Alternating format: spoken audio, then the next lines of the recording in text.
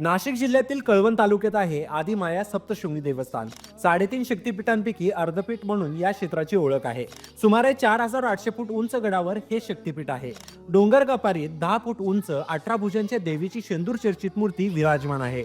पौराणिक आख्यायिकेनुसार महिषासुराचा वध करण्यासाठी आदिमाया येथे प्रकट झाली आणि 3 दैत्यांचा वध केला.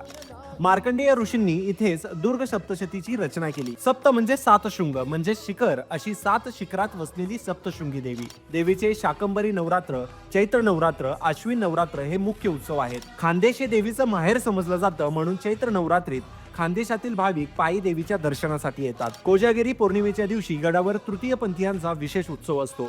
सप्तशृंगी माता संत ज्ञानेश्वरांची कुलदेवता असल्याचे सांगितले जाते. सप्तशृंगी देवी ही नाथ संप्रदायाची प्रेरणा मानली जाते. छत्रपती शिवाजी महाराजांनी सुरतेच्या स्वारीनंतर मातेचे दर्शन घेतल्याचे उल्लेख आढळतात. उंच शिखरावर वसलेली सप्तशृंगी माता भाविकांच्या मनोकामना पूर्ण करते अशी सगळ्यांची श्रद्धा आहे. मित्रांनो, तुम्ही कधी सप्तशृंगी मातेला गेला आहात का हे मला कमेंटमध्ये नक्कीच सांगा आणि मला फॉलो करायला विसरू नका.